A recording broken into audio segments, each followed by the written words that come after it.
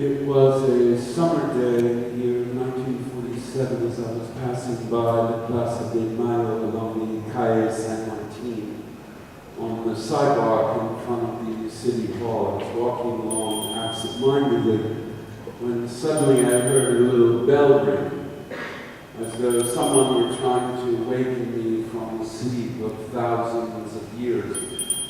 Looming up in front of me, inscrutable and stony, was the blind woman who sells trinkets there. She had stopped ringing her little bell, as though she'd been shaking it back and forth only for me, to awaken me from my mad sleep, to warn me that my previous existence had come to an end, and that I must now confront reality. There we stood. She stuck still, blank face turned toward me, and I paralyzed as though by an infernal but icy apparition. We remain so for who knows how many of those moments that are not part of time, yet open on to eternity. And then, as my consciousness re-entered the river of time, I immediately fled. And that was how the final stage of my existence began.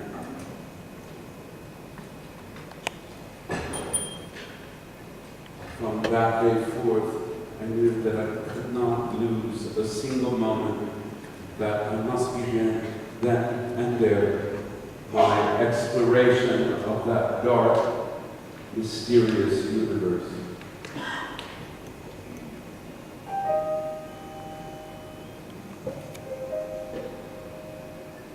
Several months went by.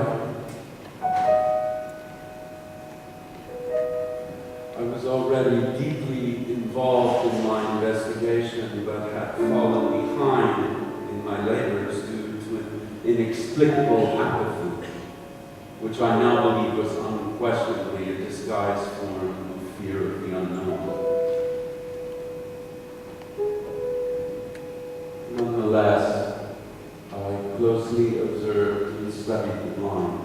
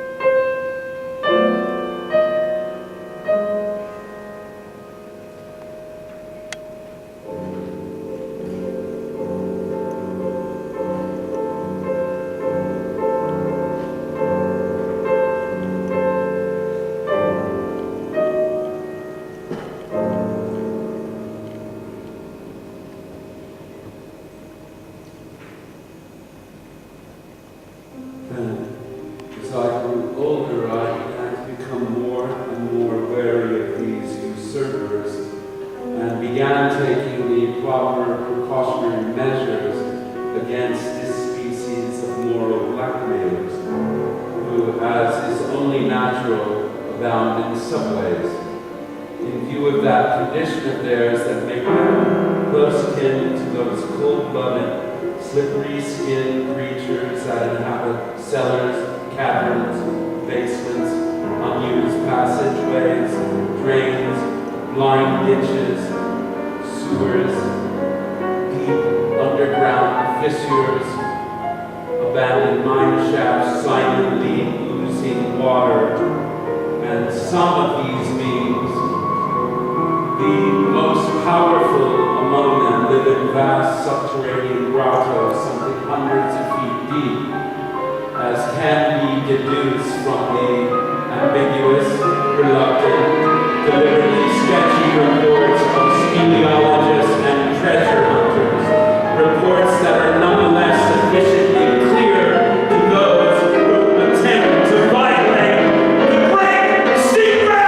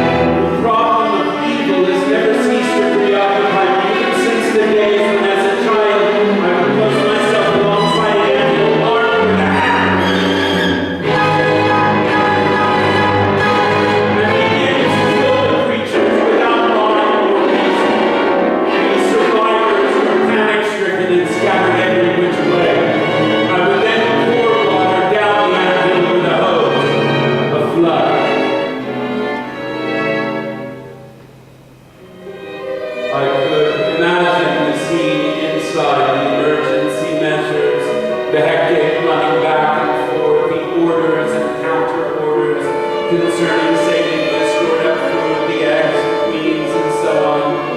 Finally, I would raise havoc with a shovel, opening up great tunnels, searching out the last remaining pockets, and frantically destroying everything. General catastrophe.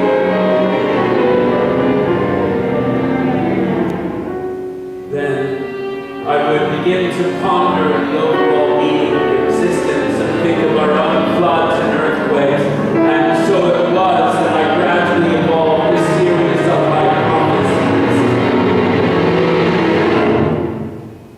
Number one, God does not exist.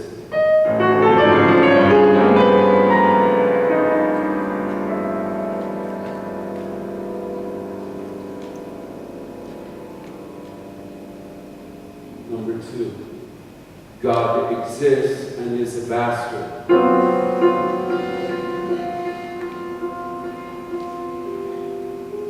Number three, God exists but falls asleep from time to time. His nightmares are our existence. In my view, the conclusion is obvious. The Prince of Darkness continues to rule with an iron hand. And the instrument of this rule is the sacred sect of the mind.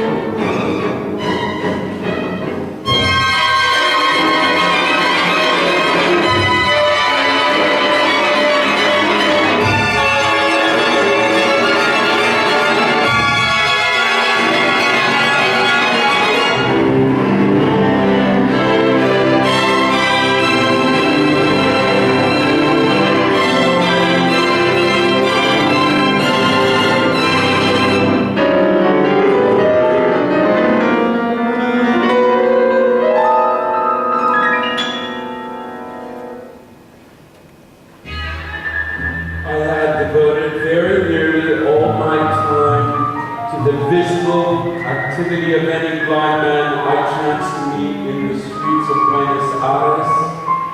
During this 3-year period, I attended concerts by blind musicians. I learned Braille. I spent endless days in the library for the blind.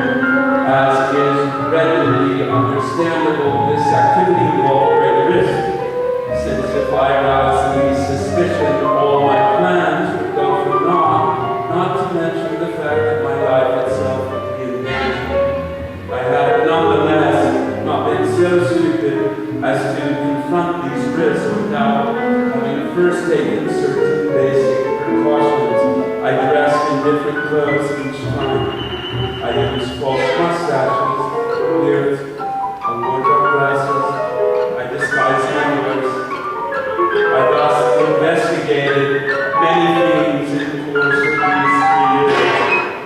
And thanks to this monotonous preliminary labor, I was finally able to enter the secret domain. And that was how it all ended for me.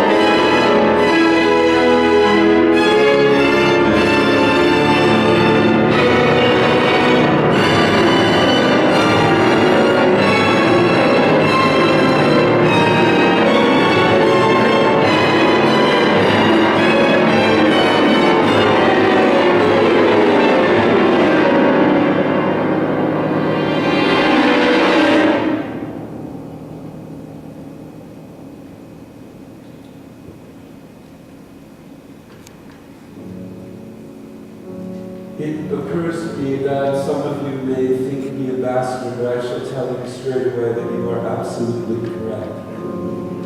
I consider myself a bastard and haven't the slightest respect for myself. I am a person who has groped his conscience, and how can anyone who has really explored all the hidden nooks and crannies of his own conscience still respect himself? My name is Fernando Vidal Olmos. I was born on June 24, 1911 in Capitan, Olmos, a little town in the province of Buenos Aires that bears the name of my great-great-grandfather. Height 5 feet 10 inches, weight approximately 155 pounds, eyes gray-green, hair straight and gray, identifying marks, none.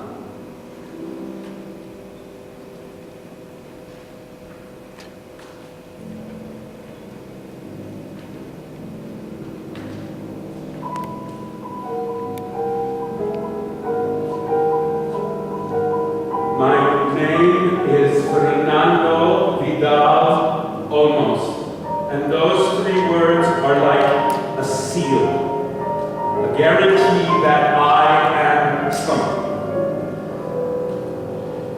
always been amazing to me that a person can grow up, have hopes and dreams, be the victim of disasters, go to war, suffer moral deterioration, change his opinions radically, come to have entirely different feelings, and yet still be called by the same name.